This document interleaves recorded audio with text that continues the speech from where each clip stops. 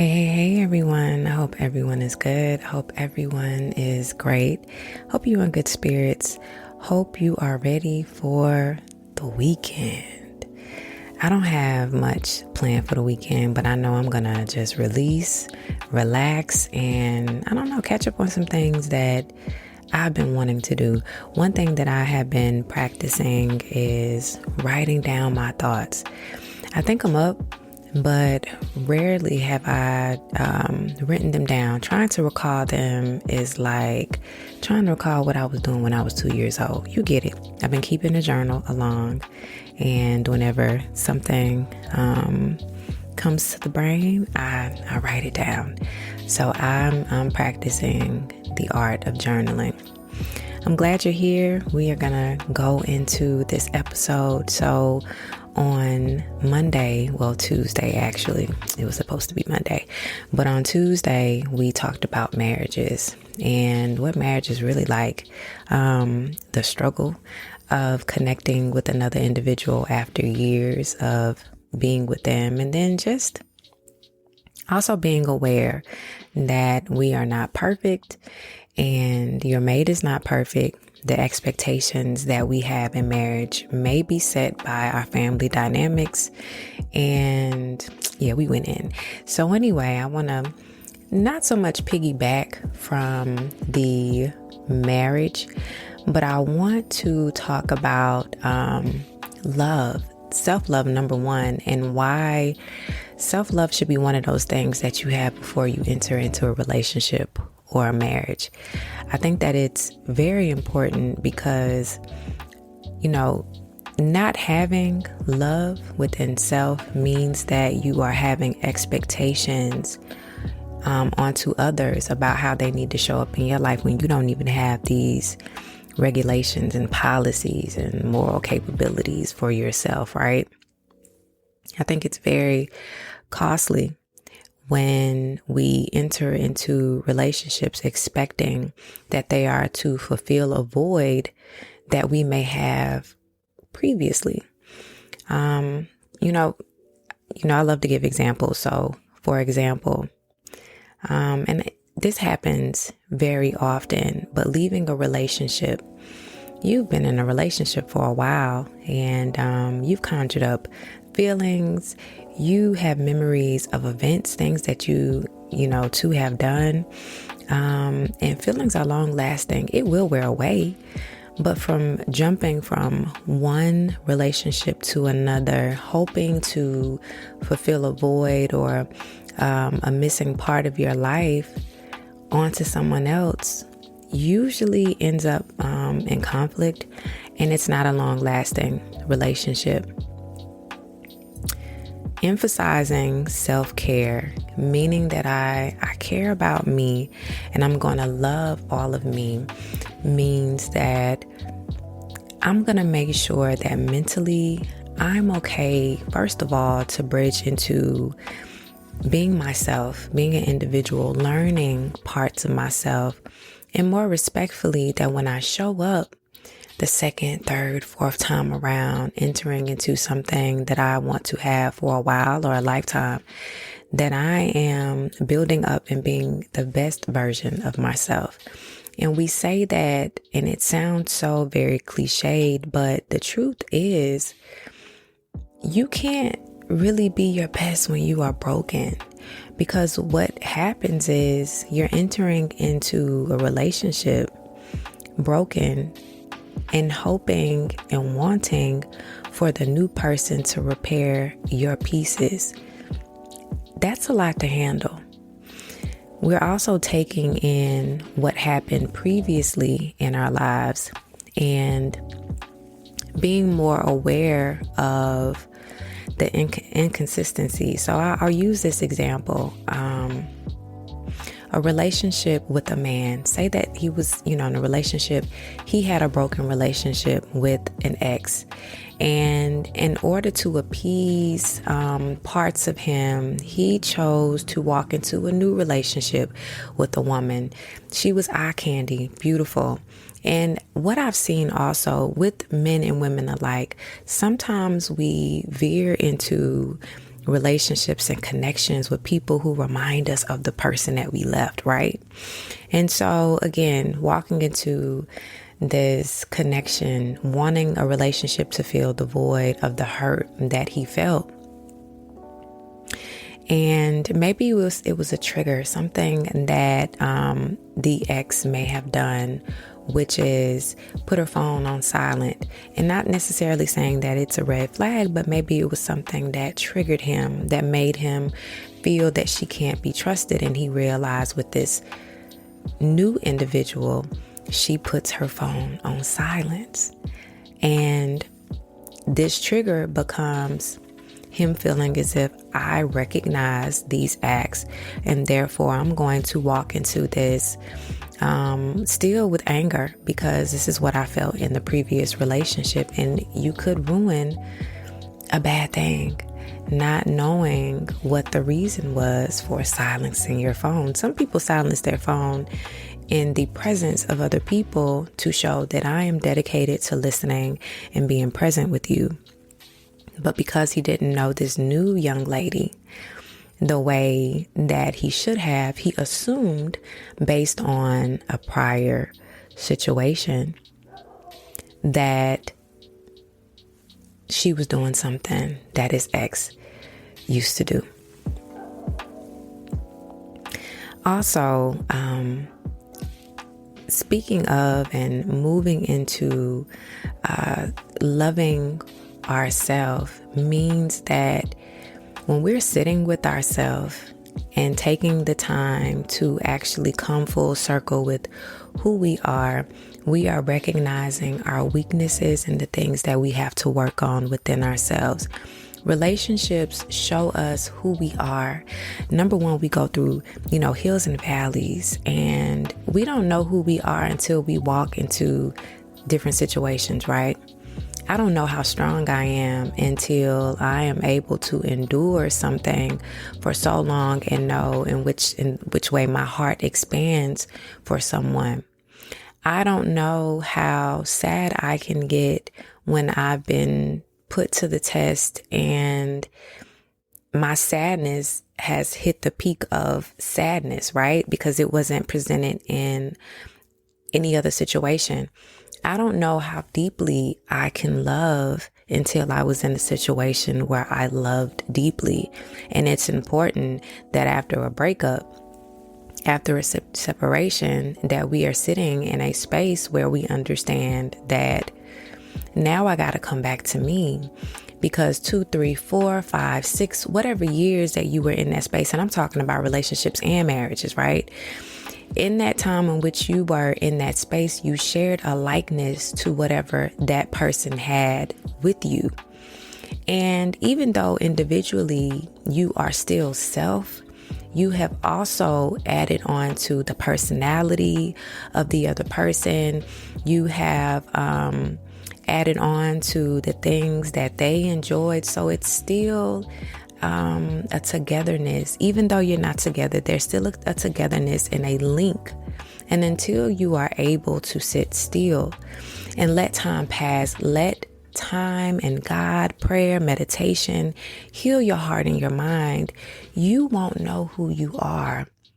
And walking from one relationship or marriage into another opens up the possibility that you will still move in a way in which you were in that relationship.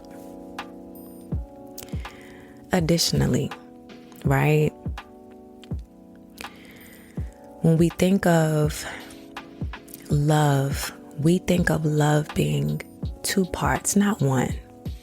Meaning that if I want to meet love where it is, then I want to be as whole as I possibly can. And the person that I am meeting and I am conjoining with is whole, or as whole as they can be. And that when we come together, we are a strong bond.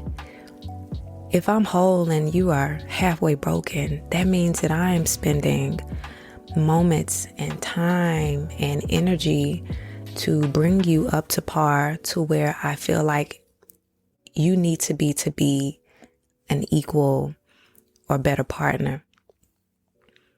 And if we think about it in the essence of time and the essence of maturity and the essence of getting to know people, time is a little bit, right? So if I am maturing and trying to rear you into the person that you need to be, you're making me tired. Because while I am at this high level, you are at 45%. And now I got to stoop down a little lower to get you up to par. And then we have to work slowly in getting ourselves to a level of equality or near equality. That's a lot. When I think of women and men alike who have lost themselves in relationships and marriages, broken, destroyed, I think about how some people, not all, move in ways where they want to show that they weren't the problematic one, right? There is this need to show that I am recovered. Whatever I went through in this marriage, whether it was that or this relationship, whether it was cheating or just not meeting of the minds, arguing all the time, not being on the same wavelength, not sharing the same space. Some people walk away from connections wanting to prove to the world, people around them, friends, family, that they were not the problematic one, and creating this illusion that they are happy, they are content, and they're okay. But honestly, broken and fragmented inside because there are more questions than there are answers. In the absence of that love in which was shared with that individual, no matter how bad it got, is an absence that you have to deal with. And I'll also say, even when it's at its worst, when you are tired, absolutely tired of the person that you were with, you still have a love for that person. You still have a connection to that person. You'll still think about that person. You'll still wonder what could have been if this was fixed or if this was different. You may not want them after the fact, but you are still settling in a position, in a space of not knowing completely and walking into who you are. This is why it's so important that in the break of relationships and marriages, that you get back to you. The years spent, the moments that you had is with someone else. Even if it was months of retiring and you knowing that it was going to end, you're still in the presence of someone else. You are still taking in their energy, and it doesn't really hit home until you're silent and you have to sit with yourself. I also want to go into this as well. When it is your season of separation from a person that you loved, boyfriend, girlfriend, husband, wife, do not take this time to overindulge yourself with other activities such as friends, partying. I know that all sounds good because look, you single, you free, you hanging out the window, you announcing, hey, I'm single now. But what you're really doing is you are covering up and masking the hurt that you really are feeling, and making it seem as if that relationship that had years on you didn't even matter.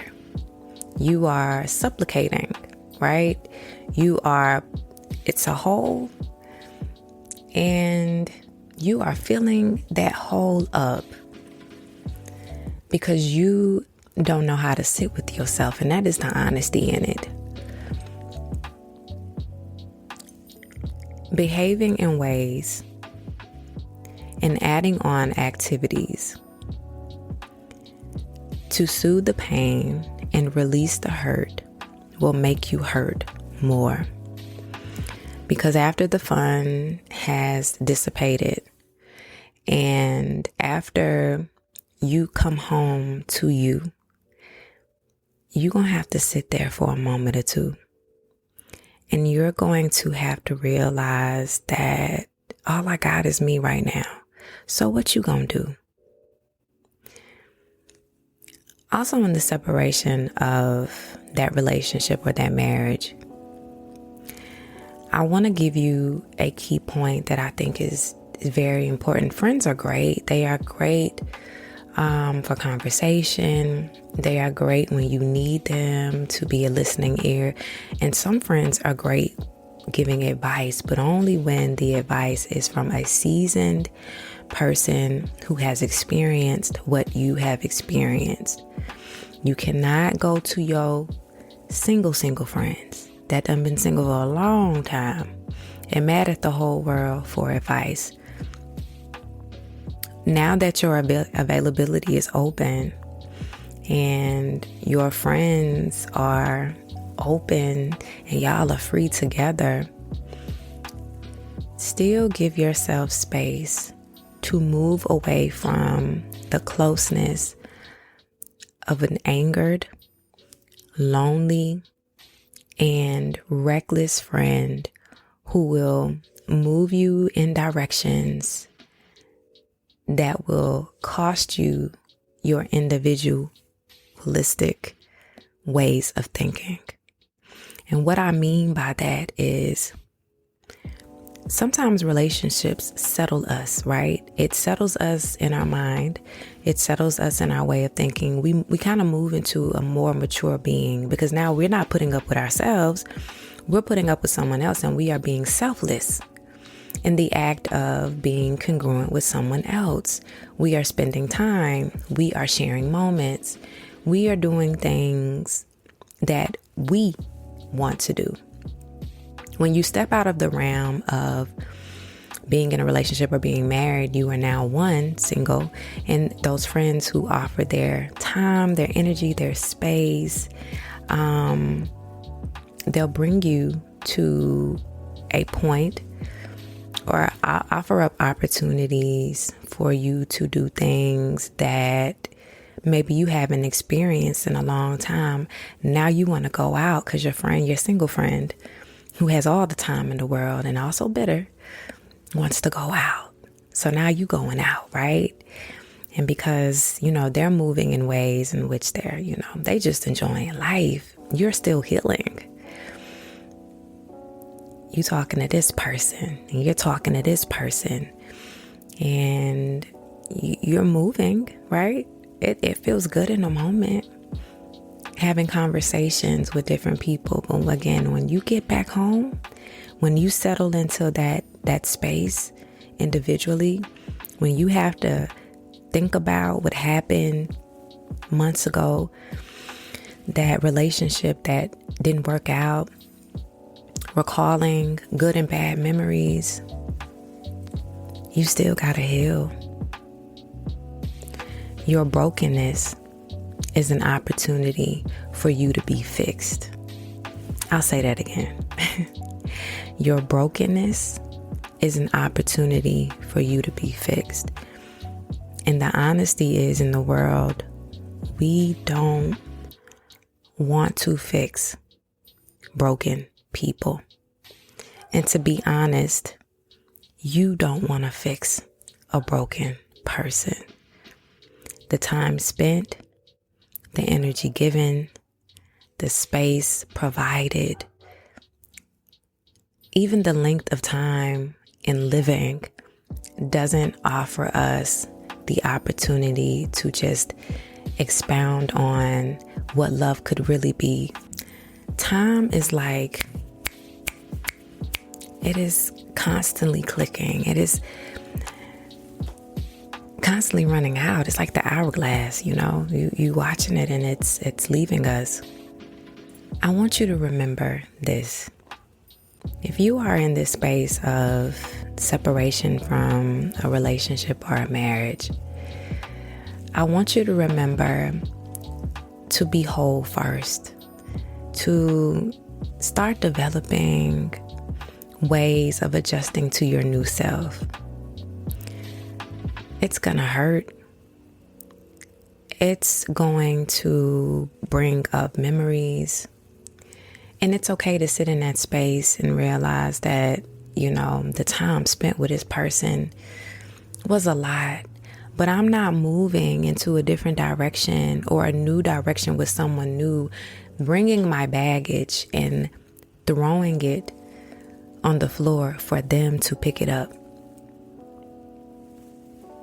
I am not going to walk into spaces with all of my brokenness, all of my hurt, all of my triggers, and expecting that someone will understand and fix me. Because the reality is it's unfair. It is unfair for someone to have to fix a broken person. We'll never be 100%, not within ourselves, not within our attitudes, not within the way that we move, not in our completion, but we can get damn near there, right? We can get 85% there. 85% is better than 25, believe me. You don't want to be the reason why someone's energy is depleted. And I'll also say this. When we love ourselves, we don't take a whole bunch of BS. That relationship that you left taught you a lesson. Not only did it teach you a lesson of how you can take on things and how long you can bear with it, but it also teaches you what not to do and what you ain't gonna do and what nobody ain't gonna do to you. When you start to turn your life into realizing that the purpose and love for yourself is to take in all that you can, being able to absorb all of the love that is rightfully supposed to be given to you, and that you can exude and share all of the love that you are rightfully supposed to share with someone, that is in itself completion. That is in itself the worth. The brokenness in entering will sabotage your relationships. The brokenness in entering can sabotage your life. If you don't heal from the separation of a relationship and acknowledge that it meant something, you will continue to do the same thing over and over, filling in the hole, hoping that people will understand that you have a void, hoping that they will show up in ways in which you want them to show up. They'll become tired of you. You ain't healed, baby.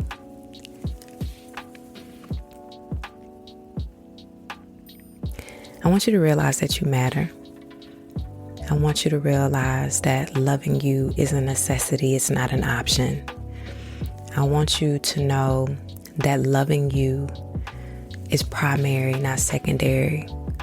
I want you to realize that love is something that we have to innately have within ourselves. If I don't know what love is, I don't know how to express love to anyone else. If I don't know what love is, I don't know how to share love with anyone else. If I haven't been broken by love, I don't know what not to do. If we didn't have these experiences, if we didn't have this time to ourselves, we will move in ways which are catastrophic to ourselves, number one, and second, we'll have a victim over and over and over again. Realize your worth, men, women. Realize who you are. Take those moments to be to self. Take those moments to love you. Define what love is. Write it down. If you can't think it up, this is your moment to write it down. Write down your expectations and love for you first.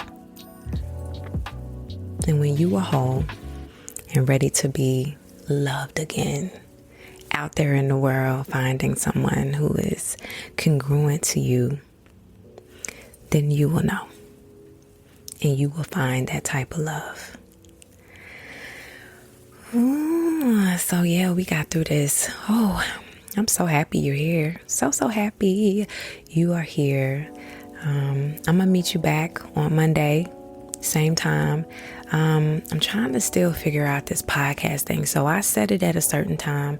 I'm not sure when it's being released to you.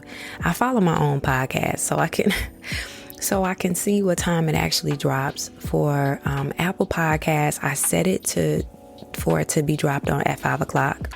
And what I've noticed that it's a delay, maybe 30 minutes. So I'm thinking about backing the time up a little bit, maybe around 3:30, 4 o'clock, so that, in the afternoon when it's not too late, people can listen in. So I don't know, y'all give me some feedback. Also, don't be afraid. Like, my email is open, seasondialogue@gmail.com. If there is any topics you guys want to hear, I'm receptive, I'm open. Again, thank you so much for the reviews. I'm full, and the people in my inbox, like, y'all don't even understand what that feels like, because again, I'll say it again, I was at a point where I was like, I don't know, Lord, if this is what you really want me to do, because this is scary. But this is confirmation every single time that I get someone in my inbox on social media, especially Instagram, and they say, you are really like helping me. It's like a emotional, like, teardropper thingy. You know what I'm saying? Because I needed a person like this in my life so many times. And so again, I want to be a bridge. I want to be a help. Hit me up in my email, seasondialogue@gmail.com. Follow me on Instagram. I have a personal page, Lisa Marie. Also, Season Dialogue on Instagram. I have some of the snippets from the podcast, inspirational quotes. We going all in. And also, please, please, please, if you like the podcast, if you like what you're hearing, share this with someone, even if it's an episode that will be of help or they need to hear. Share the episode, spread the word.